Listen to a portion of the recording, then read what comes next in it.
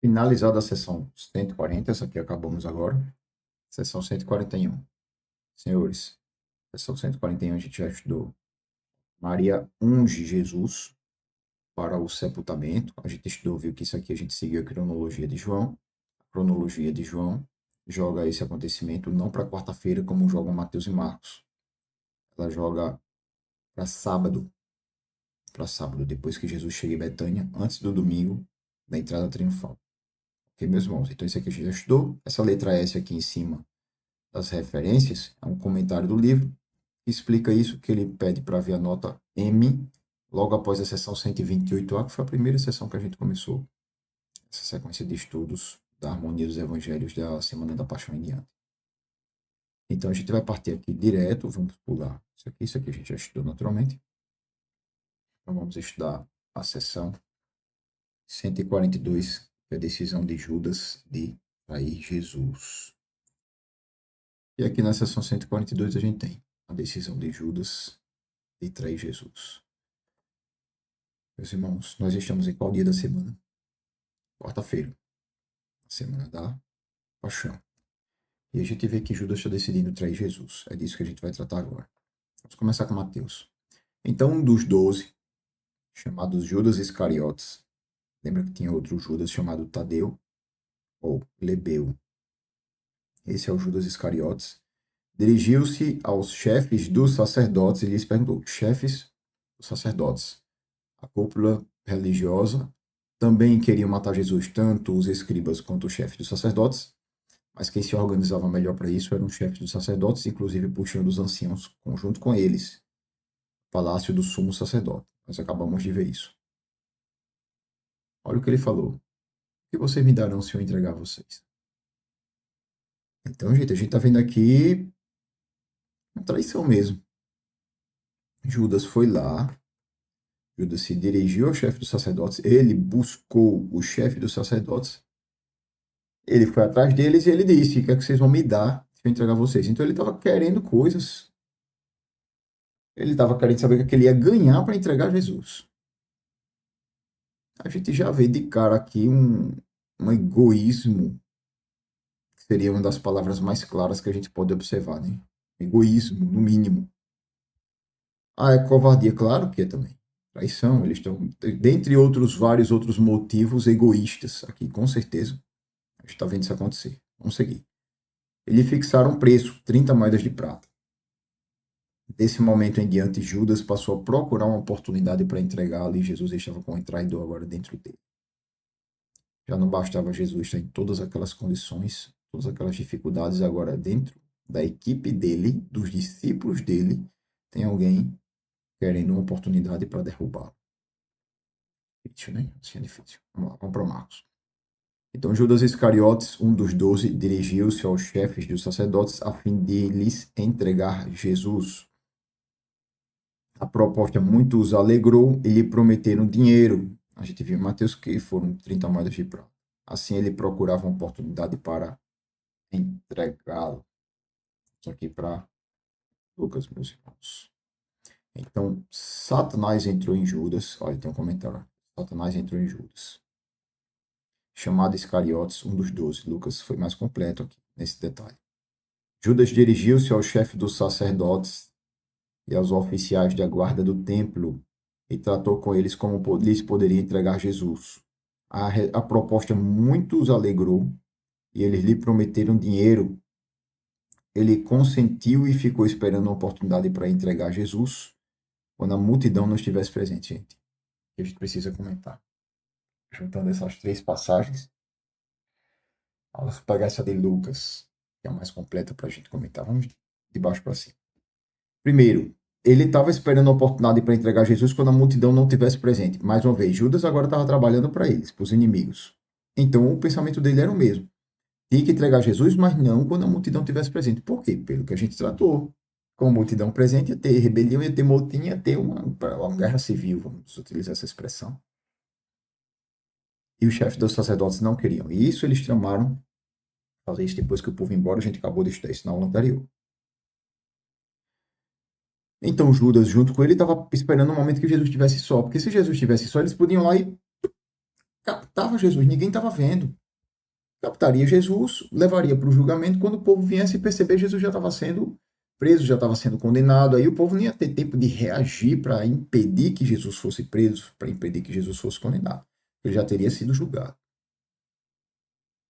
Então, Judas estava como um rato ali dentro. Eu vou usar essa palavra, essa foi a imagem que me veio à mente, meus irmãos, vou compartilhar com os senhores. Está praticamente um rato ali dentro, esperando a oportunidade para entregar Jesus. Então a gente precisa entender que agora a pegada de Judas é a mesma dos inimigos de Jesus, dos saduceus. Tanto os saduceus quanto os oficiais da guarda do templo.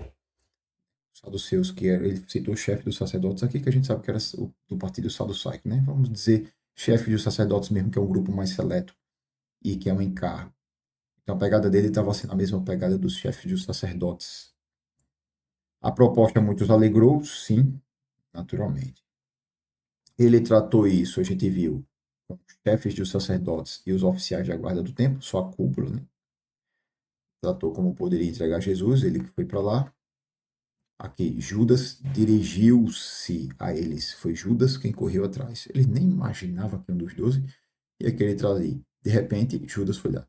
Ah, mas Judas foi por Satanás. Sim, Satanás entrou em Judas, chamados Iscariotes. Duas coisas aqui interessantes, gente. Primeiro, nem sempre quando o inimigo se manifesta na pessoa é com aquele negócio que a gente vê, né? Ah, expulsa.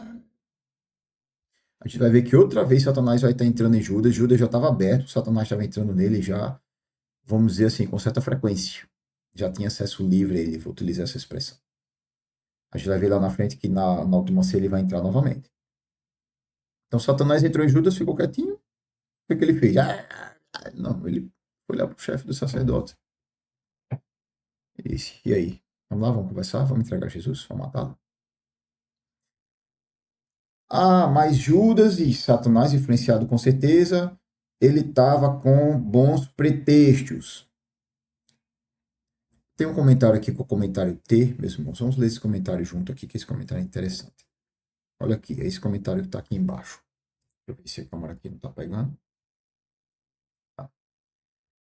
Ele diz o seguinte: a Bíblia não nos conta com que tipo de engano Satanás usou para persuadir Judas a tomar esse caminho desastroso. Judas pode ter sido movido por qualquer um de uma série de motivos ou uma combinação de vários. A cobiça parece ter feito parte do todo, em João 12,6, na seção 141. Lembrando que a gente está na seção 142, 141. A gente viu há pouco tempo. A seção 141, meus irmãos, foi aquela citada por Mateus e Marcos, que a gente não leu agora, porque já tinha lido antes, que é a questão do vaso de alabastro, quando Maria estava ungindo os pés de Jesus. E Judas disse, né? Porque não pegou isso aí e se vendeu por 300 dinheiros ou 300 denários e se deu aos pobres? Aí João disse, não. Ele não fez isso porque ele estava preocupado com os pobres, mas ele fez isso porque ele tinha bolsa e ele tirava o que tinha dela. Ele era ladrão. Ladrão tinha bolsa que tirava dentro dela. João falou isso de maneira bem franca. Vou utilizar essa palavra franca, no mínimo. Então, cobiça. Talvez tenha sido esse o motivo que Mateus e Marcos trouxeram isso para quarta-feira, para ficar bem próximo de justificar o que estava acontecendo aqui. A gente já viu isso em comentários anteriores, mais precisamente nosso segundo vídeo dessa bateria de estudos que tratou da sessão 141 após a sessão 128A, meus irmãos. Então ele disse isso aqui, é isso que ele está querendo falar aqui, tá? A gente precisa entender esse cenário, ter isso em mente. Talvez ele tenha tentado mostrar ao restante dos 12, talvez, opções, que ele, como os outros, estava preocupado com os pobres. Possivelmente sentiu que a sua obrigação como cidadão era obter as decisões judiciais, obedecer às decisões judiciais e denunciar o paradeiro de Jesus às autoridades. Talvez ele tenha ficado mais decepcionado que os outros discípulos com o resultado da entrada triunfal, por Jesus e os líderes judeus não terem chegado a um acordo para torná-lo rei. Gente, é muito forte esse comentário aqui. Isso aqui traz um cenário muito forte para a gente. Vamos aproveitar e comentar antes da gente seguir para ouvir mais. Vamos comentar aqui algumas coisas. Olha só, provavelmente ele sentiu que a sua obrigação como cidadão era obedecer às decisões judiciais. Vê que os pretextos são todos bonitinhos, né, gente? Ah, Judas decidiu trair Jesus, mas não foi ele, foi Satanás que entrou nele. Judas não teve culpa. Peraí. Aí Satanás entrou nele de graça. Por que não entrou nos outros? Por que entrou em Judas e não nos outros? Se entrou em Judas é porque Judas deu brecha. Se Satanás estava entrando em Judas é porque tinha espaço aberto. A Judas é inocente. Não vamos aqui julgar Judas, hein? Judas era um homem, ser humano, nós somos seres humanos, e se a gente julga Judas como se eu fosse melhor que Judas, eu caio em Mateus 7,1, caio no final de 1 Coríntios 11, caio em toda a parte da Bíblia que eu disse que eu não devo julgar, eu devo julgar a mim mesmo, não ao próximo. Então o objetivo não é julgar Judas. Ele foi errado? Foi, sabemos que ele foi errado. Foi traíra, nós sabemos disso. Ele errou, errou,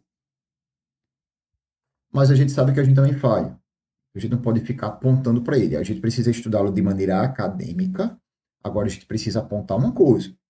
A gente aproveita essa oportunidade para criticar severamente qualquer desculpinhas para os pecados. E isso a gente critica severamente. Ah, eu tenho aqui um bom pretexto para justificar o meu pecado. Não, não, não. Pecou é desagrado ao Espírito Santo, é fatal. Nada justifica eu desagradar ao Santo Espírito de Deus. Nada justifica eu desobedecer e desagradar ao soberano Senhor Jesus Cristo. Se eu desagrado o Espírito Santo, eu errei, qualquer que tenha sido a circunstância. É erro meu, e eu preciso admitir isso. Então, isso a gente aproveita, sim, a oportunidade para criticar severamente.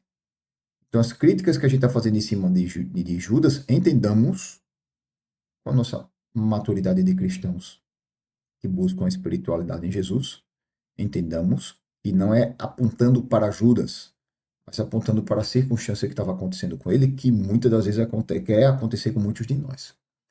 Justificação para o pecado. A justificativa, né? Justificação é uma palavra utilizada de maneira diferente, com significado diferente, significando a salvação através de Jesus Cristo. As justificativas para os pecados, as desculpinhas para os meus pecadinhos e estimação. E a gente vai apontar, e aqui está claro, gente. Olha aqui, ó. Primeiro, Satanás entrou nele, não foi ele. Não, errado. A culpa foi dele sim. Ele deu brecha para Satanás. Vamos lá, trazer uma aplicação prática. O cara vai e trai a esposa. Saiu com outra.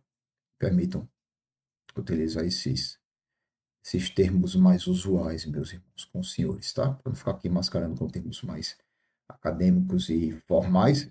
Seria interessante, claro, mas vamos conversar mais aberto. Permitam-me. O cara foi lá e saiu com outro, traiu a esposa dele. Ai, meu irmão, a mulher tá lá triste, machucada, óbvio, chorando naturalmente, às vezes até clamando com o Senhor. E tá lá o cara, meu irmão, eu errei. Você sabe, né, rapaz, o diabo é sujo, lançou o prato. Opa, para aí, não, não, não, não, não, não, para, já ouvi isso. Sabe, né, pastor, o diabo é sujo, ele lançou o prato. Não, irmão, não, a gente disse, não, não, não, não, não, para aí, ups, ups. Olha o erro, a profundidade do erro. Eu estou fugindo da minha responsabilidade? É impressão minha? Ou estou inventando pretexto e desculpa para o meu erro? Estou justificando o meu erro? Irmão, a partir do momento que eu errei, eu preciso confessar o meu erro. O arrependimento vem precedido, ele vem precedido de uma confissão, de um reconhecimento. Eu preciso reconhecer que eu fui falho, eu preciso reconhecer, eu preciso abrir a boca e dizer, meu irmão, eu errei, eu vacilei porque eu fui. Permitam-me pensar corretamente as palavras antes de pronunciá-las aqui, porque eu tenho algumas palavras aqui em mente, mas não seria sensato pronunciá-las. Mas vamos utilizar uma palavra mais amena. Eu errei porque eu fui covarde. Eu errei porque eu fui falho. Eu errei porque eu fui infiel. Porque eu vacilei. Vou utilizar essas palavras mais sensatas, tá, meus irmãos? Mas eu tinha outras aqui em mente que não caberiam pronunciá-las. Aí o cara erra, trai a mulher e sai inventando desculpinha. Não, amigo. Não. Esse é só um exemplo, meus irmãos. Isso serve para todos os outros pecados. Eu estou citando um exemplo de uma traição de um homem para uma mulher, que foi um exemplo próximo do que me estava em mente, mas claro que o contrário pode ocorrer também, óbvio. Ah, eu traí meu marido porque ele não me dava carinho, tá? Vamos explicar isso aí quando a gente tiver. Permitam-me ser sincero, meus irmãos, tá? Só tem crente aqui. Permita-me ser sincero com os senhores. Vamos falar isso aí quando a gente estiver começando a sentir um cheirinho de enxofre, tá bom? Quando a gente estiver lá na porta do inferno. A gente usa essa desculpa para ver se a gente consegue passar. Por quê? Porque eu estou querendo usar pretexto para justificar os meus pecados. Nesse exemplo que a gente está trazendo aqui da traição. Não justifica. Não justifica. O erro foi meu. Então, falhou. Ninguém é perfeito. Eu estou falando aqui na posição de um imperfeito também. Eu estou falando de um erro na condição de uma pessoa que também erra. A questão é, falhei. Eu preciso ver que eu fiz besteira. Tirar minha mascarazinha do rosto, tirar meu sorrisinho do rosto, tirar a carapuça, meter a cara no pó e dizer: Jesus, vacilei, falhei, tô errando, Senhor, e tá errado. Onde é que eu tô indo? Para onde eu irei, Senhor? Se só tu tens as palavras de vida eterna. Eu falei isso para Jesus, mas eu tô indo para outro caminho, Senhor, errei. Preciso me arrepender. Senhor, tenha misericórdia de mim. Senhor, não me largues. Me ajude, eu não quero mais fazer isso. Se eu pudesse voltar atrás, meu Deus, que angústia, como eu errei em fazer isso, eu não deveria ter feito isso. Então, isso é o princípio do arrependimento para que eu caia em 1 João, que diz, se confessarmos, em 1 João 9, que diz, se confessarmos os nossos pecados, ele é fiel e justo para nos purificar os pecados e para nos perdoar os pecados, nos purificar de toda injustiça. Então, eu preciso de coração, entender que aquela confissão, cair nos pés de Jesus, me humilhar diante dele. Não ficar com desculpinha, pretextinho para o meu pecado. Ah, eu pequei por causa disso, né? Vai levar a gente para o inferno. Se eu fico com esse pensamento, eu vou cair na porta do inferno. É, meu irmão, eu erro, mas ninguém é perfeito, né? Ou então eu erro, mas Jesus perdoa. Ou eu erro, né? Mas é porque o inimigo é sujo, ele lançou o prato caiu. Mentira! O inimigo lançou o prato para todo mundo, porque ele lançou o prato para o João, teu irmão lá da igreja, e o João não traiu a mulher dele. E você foi lá e traiu sua mulher.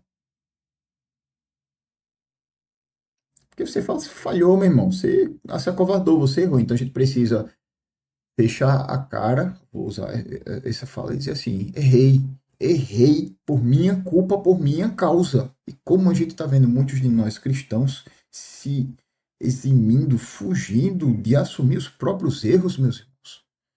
Na altura do campeonato dessa, tanta guerra acontecendo, Jesus voltando, como a gente acabou de estudar no sermão escatológico, no princípio das dores, a gente ainda com uma graça dessa diante de Jesus. Eu estou fazendo o quê? Estou enganando Jesus, hein? Eu tô achando que eu vou chegar lá diante do Senhor, do soberano, e dizer assim: Senhor Jesus, a gente acabou de ler tudo isso. O Evangelho é sério. E Jesus disse que a gente é passível, todos estamos passíveis de ouvir. Afastai-vos de mim, vós que praticais iniquidade, nunca vos conheci. Não vos conheço, noiva imprudente, não vos conheço. Eu não quero ouvir isso, nenhum de nós queremos, né, irmão, naturalmente. Então, é interessante a gente tratar um pouco a respeito disso para a gente ver a força da pecado vindo para cima da gente, ver que não existe desculpinha nem pretextozinho diante de Jesus, ou a gente segue ou a gente não segue. E é o que a gente está vendo aqui. É o que a gente está vendo aqui. Então, primeiro, Satanás entrou em Judas, culpa de Judas, que deu espaço. Culpa dele, covardia dele. Se Satanás entrou é porque já estava num ponto já que, do lado de Jesus ali, sendo discípulo de Jesus, Satanás entrou nele, estava fazendo muita coisa errada. Então, aqui ele estava dizendo que, mais uma vez, viu, esse comentário é importantíssimo. Talvez ele tenha tentado mostrar ao restante dos 12 que ele, como os outros, estava preocupado com os pobres. Errou também. Ele estava tentando mostrar para os outros que ele estava preocupado com os pobres. Errado. Como assim errado? Claro, meus irmãos. Judas era discípulo de Jesus, o mestre estava ali dizendo qual era o caminho certo. O Judas não tinha que estar preocupado em mostrar nada para ninguém. Ele tem que estar preocupado em obedecer Jesus. Por que ele está fazendo as coisas para aparecer para o povo? Mas os outros vão pensar, os outros devem pensar que Jesus é rei, que a palavra dele é reta e que ele deve ser obedecido e que a gente deve se arrepender e se libertar do pecado. É isso que eu devo pensar e que os outros meus irmãos amados de Jesus também devem pensar junto comigo. Porque somos servos do Senhor Jesus e somos falhos. A gente precisa pensar isso. Quem deve observar a gente é o Senhor Jesus e não os outros. Meu Deus do céu, Jesus amado. Errado também. Judas estava fazendo errado, pensando no que os outros iam pensar. Errado. Ah, mas Judas não necessariamente pensou isso porque a Bíblia não diz isso. Correto. Aqui é um comentário. É possível? É.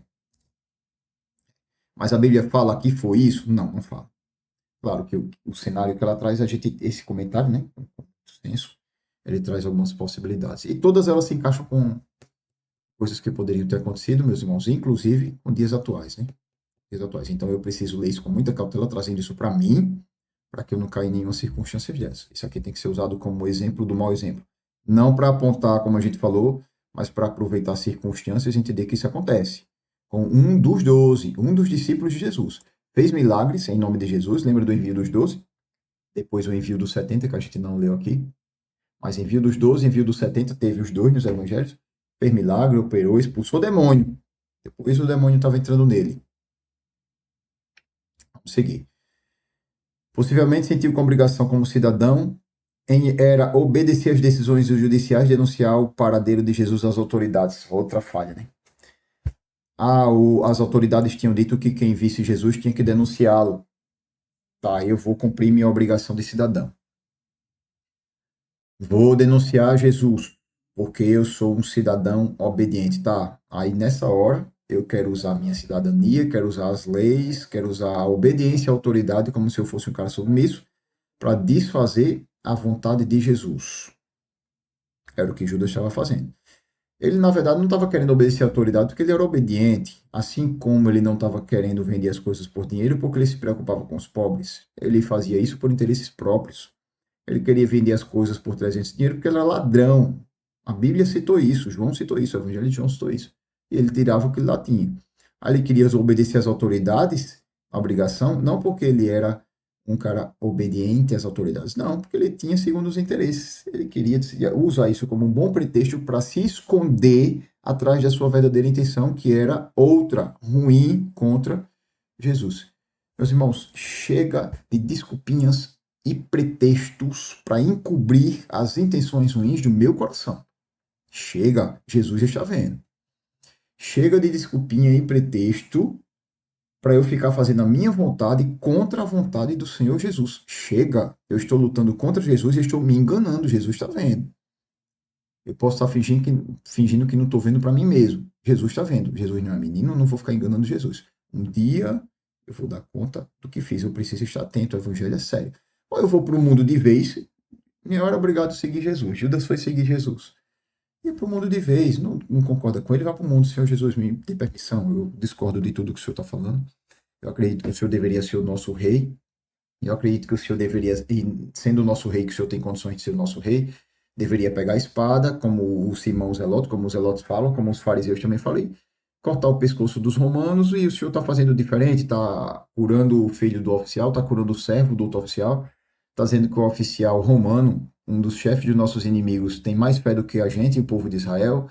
O Senhor está começando a dizer que os gentios também, e está criticando a gente. Eu discordo do Senhor, e assim, eu queria pedir a sua licença, eu não vou mais te seguir. Não é comigo, não. Vou até esperar outro Messias. Espero que chegue outro Messias e que chegue e lidere a gente, como o rei Davi, como a gente está esperando, e que tome a frente de tudo e que nos livre desses inimigos. Mas essa sua política aí não está sendo comigo, não. Era melhor Judas ter feito isso. Se Judas não estava aceitando que Jesus veio trazer libertação espiritual para a humanidade, estava querendo que Jesus trouxesse libertação política apenas para aquela etnia, para aquela raça, para o povo judeu, ele diria, e saía fora. Mas não, ele ficou lá e, por motivos no mínimo egoístas, ajudou os inimigos de Jesus a derrubar Jesus. Eu vou utilizar essa expressão. Egoísmo, errado. Serve para mim. Não estou concordando com o evangelho. Meu irmão, Jesus não me obriga, não. Eu vou para o mundo. Quero curtir minha vida à luz do mundo, à luz do que eu acredito ser correto, à luz dos prazeres temporários e passageiros. Beleza, eu vou lá. Todo mundo é livre. Jesus deu liberdade para todo homem. Eu vou lá curtir minha vida para o mundo. Claro, vou assumir as consequências disso depois. É minha decisão, tem a responsabilidade. O que não dá é eu estar tentando dar uma de crente no evangelho da igreja, em cima do muro, meio termo. Né? tornando-me crente, enganando a mim mesmo. Tiago 1,22 diz, tornai-vos, pois, praticantes da palavra e não somente ouvintes, enganando-vos a vós mesmos. Eu estou me enganando, não enganando a Deus, não. Que Deus não se engana, não. E que nem Apocalipse fala, né? Seja frio ou seja quente, mesmo. Você é morno, Laodiceia. Se você é morno, eu vou te vomitar. Quem dera fosses frio ou quente. O cara se converte a Jesus, ou eu me converto a Jesus de coração, ou me demando de vez para o mundo. Meio termo não existe, não. Vou dar uma pausa aqui no vídeo que eu vou tomar uma água, tá? Retornando aqui mesmo. Vamos seguir. Vamos seguir. Talvez ele tenha ficado mais decepcionado que os outros discípulos com o resultado da entrada triunfal por Jesus e os líderes judeus não terem chegado a um acordo para torná-lo rei, aquilo que a gente falou, né? Aí Jesus entrou triunfalmente, ficou assim, e olha lá se não ficou com inveja, né? Do próprio Senhor. Não gostou, Jesus era para ser rei, entrou no jumentinho, tá errado isso. Então, motivos que não convém, no mínimo. Outro talvez aqui, talvez ele pensasse que por meio dessa ação ação de traição, poderia forçar Jesus a aceitar o trono.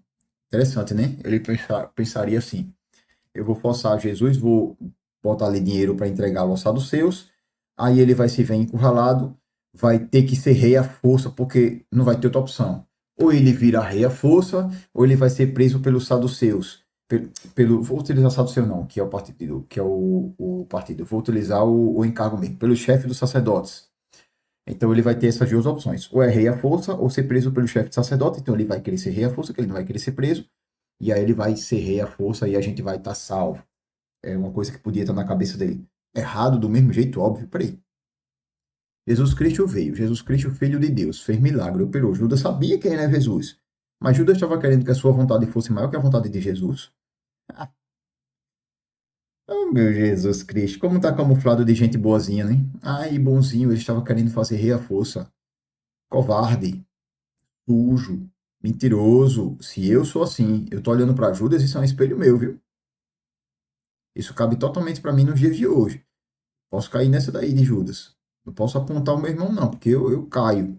Eu caio. A Bíblia diz: quem estiver de pé, tome cuidado para que não caia. Mas eu estou trazendo a circunstância para mim hoje. Aí eu vou lá e digo: não, a minha intenção, tomando essa como intenção, né? Foi a entregar ali para forçar a receber, a ele se ver encurralado e ser rei à força, tá? Aí Jesus veio e disse: meu propósito na terra é esse. Ele disse, já tinha dito para os Boanerges, Tiago e João: vocês não sabem de que espírito vocês sois, porque o Filho do Homem não veio para destruir as pessoas, a humanidade, veio para salvá-las. Aí Judas queria que ele pegasse na espada para destruir os inimigos, sendo rei. Aí esse é o interesse de Judas. O Filho de Deus tinha outro. Aí o de Judas tinha que prevalecer, porque ele queria que o interesse dele prevalecesse. Tá lindo isso. Covarde? Se eu penso assim. Covarde se eu quero que as coisas aconteçam do meu jeito e não do jeito de Deus. Mas Deus disse: calma, meu filho, as coisas são do meu jeito. Não, mas eu quero do meu. Ah, lindo, eu sou crente e estou adorando a Jesus. Lindo, muito bom, desse jeito. Lá na igreja, né? Te louvarei. Não importam as circunstâncias. Tá, beleza, muito bom. Jesus olhando para mim, tá? Eu tô ligado que você me louva. Não importa as circunstâncias. Você me louva, você me adora. Tá, tô vendo. Eu mando você fazer as coisas do meu jeito, você faz do seu. Tá me adorando, né? Beleza. Você me adora mesmo. Você se adora, rapaz. Você adora você mesmo. Você nunca me seguiu. Jesus disse: nunca vos conheci. Meus irmãos, se eu vacilar e ficar sem me converter a Jesus, na igreja ali, fingindo ser crente, sem me converter de verdade, eu vou ouvir isso. Jesus vai dizer para mim: nunca vos conheci. Você nunca se converteu, amigão. Querendo fazer a minha vontade, fingindo ser crente ali, achando que eu vou barganhar com Jesus e ingresso para o céu. Não. Pela Bíblia, não. Eu não posso brincar de ser cristão. Posso, posso, posso. Preciso meter a minha cara no pó, rasgar o meu coração, dizer: Senhor, eu sou tão falho, tenha misericórdia de mim, eu preciso me subordinar à tua vontade, conduze-me. Ó Espírito Santo de Deus, meu professor por excelência, a minha vida é tua, o ar que eu respiro é teu, o Senhor tem a palma das tuas mãos, se o Senhor apertar a tua mão, eu perco o meu fôlego e a minha alma é tua. E depois que eu morrer, o Senhor ainda decide para onde me levar, se me conduz para o castigo eterno ou para o gozo eterno, conforme o Senhor desejar. O Senhor é quem manda, é tudo de acordo com a tua vontade. Eu sou teu, sou tua criatura, eu me prostro diante de ti e me entrego ao Senhor. Pega esse nada que sou eu e faz a tua vontade com esse nada, se o Senhor assim desejar, por misericórdia. Por misericórdia. Mas eu, como cristão, talvez nem sempre tenha pensado nessa vertente. Estou errado. Eu e muitas das nossas igrejas no nosso país. Muitos de nós cristãos, né, meus irmãos? Jesus é para ser adorado, Jesus está às portas, ele está voltando. Essa pegada que a gente está vendo nessa passagem é muito relacionada a isso.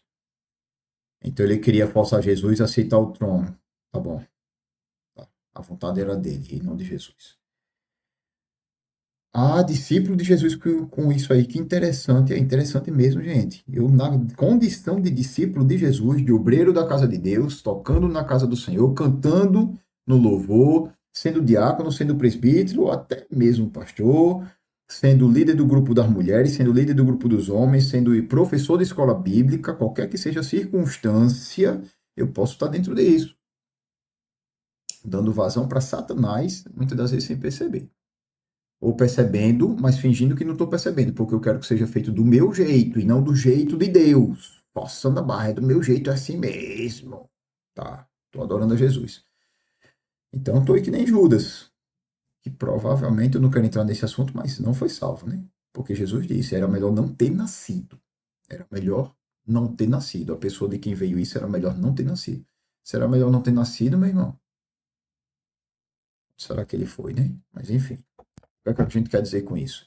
Existe chance de eu ali dentro, brincando de ser crente, perder a salvação. Esse é o caminho que eu vou estar seguindo se eu estou brincando de ser crente. Professor, Pedro também não era convertido. Verdade, tem razão.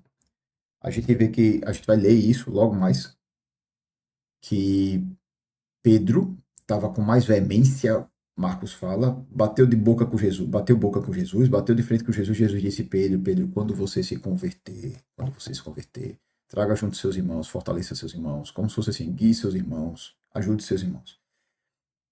Pedro não estava convertido, mas ele caiu em si, se arrependeu, chorou amargamente e depois converteu, e ainda confessou a Jesus, lá quando estava junto com ele, as 7 pessoas lá, depois que Jesus já estava ressurreto, que apareceu, que fez uma das suas aparições lá no mar da Galileia.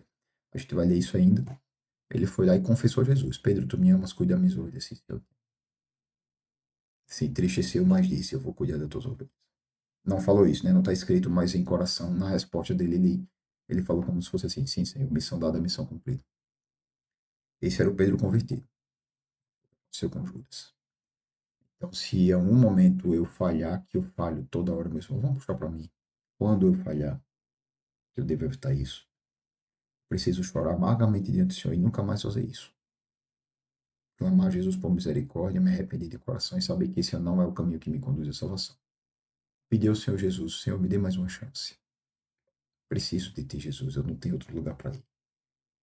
Dê mais uma chance, Jesus, eu sou falho. E aí a gente segue. Ok, meus irmãos, vamos fechar aqui o comentário para a gente fechar essa aula de hoje. Depois do que ele tinha testemunhado nos últimos 3 anos, muito possivelmente jamais sonhou que sua ação resultaria na crucificação de Jesus, né? Fazendo isso, o comentário fala isso, né? Que ele imaginou qualquer outra coisa. Seja como for, as suas motivações devem ter sido egoístas, com certeza. Caso contrário, Satanás não teria obtido o controle sobre ele aqui, né, gente? Seja como for, suas motivações foram pecadoras, egoístas, o nome que está aqui no comentário. Caso contrário, Satanás não teria obtido o controle sobre ele. Com isso, meus irmãos, nós fechamos. Seção 142, que é a decisão de Judas de trair Jesus na quarta-feira. Quarta-feira. Vamos fechar o cenário aqui, tá? Antes da gente ir para a última ceia, que é a seção 143. Na quarta-feira o cenário era esse, gente. A gente acabou de ver que na quarta-feira os chefes dos sacerdotes puxaram os anciãos, todo mundo queria matar Jesus, tanto os escribas quanto os chefes sacerdotes queriam matar Jesus, mas tinham medo do povo. Mas os chefes sacerdotes se juntaram com os anciãos, foram para o palácio do sumo sacerdote Caifás e começaram a fazer planos. E eles decidiram: não, espera a multidão ir embora, daqui a 2 dias, né? Sexta-feira vai ser a Páscoa, depois de uma semana acaba e o pessoal vai e a gente capta. Mas eles queriam pegá-lo antes, só não pegavam por causa da multidão. Mas agora surgiu uma oportunidade diferente. Agora apareceu Jesus oferecendo. É outra coisa. Jesus estava com Jesus 3 anos e pouco, vamos falar nesse termo, né? O ministério de Jesus. Eles sabiam onde Jesus andava, ele andava com Jesus, eles sabiam onde Jesus se escondia, eles sabiam os lugares em que Jesus estava sozinho e os lugares que Jesus estava em público. Então, alguém de dentro para capturar. Aí fica bem mais fácil. É o que vai acontecer, né? Judas vai ver quando Jesus vai para o jardim do Getsemane, ele sabe que ele vai para lá à noite, fica sozinho, não tem multidão lá naquela noite, naquela madrugada, tarde da noite ali, e aí ele leva os soldados para atrair Jesus justo naquele momento, antes mesmo de se iniciar a Páscoa do jeito que os inimigos de Jesus queriam, vou dizer assim, do jeito que os inimigos de Jesus almejavam, desejavam, sonhavam. Foi esse o cenário que aconteceu, muito tenso.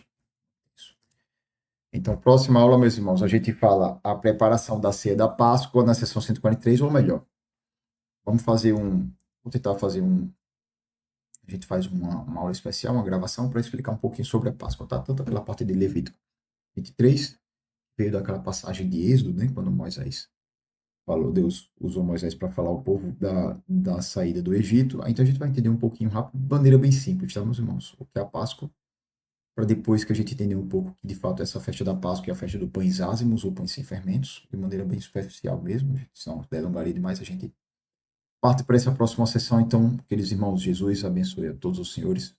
Vamos orar, vamos falar com Deus aqui. Soberano Senhor Jesus Cristo, nós te agradecemos por esse momento especial, por mais uma vez que nós podemos ouvir a tua voz, a tua palavra, Senhor, que é tão rica para nós, que ela me instrui tanto. Nós te agradecemos por esse momento, Senhor, Espírito Santo de Deus, e peço para que o Senhor continue conosco. Louvado seja o teu santo nome. Amém. Amados irmãos, servos de Jesus, a quem Jesus ama. Louvado seja o seu santo nome. Na próxima aula a gente trata a respeito da Páscoa, depois a gente vem para a sessão 143, sabe?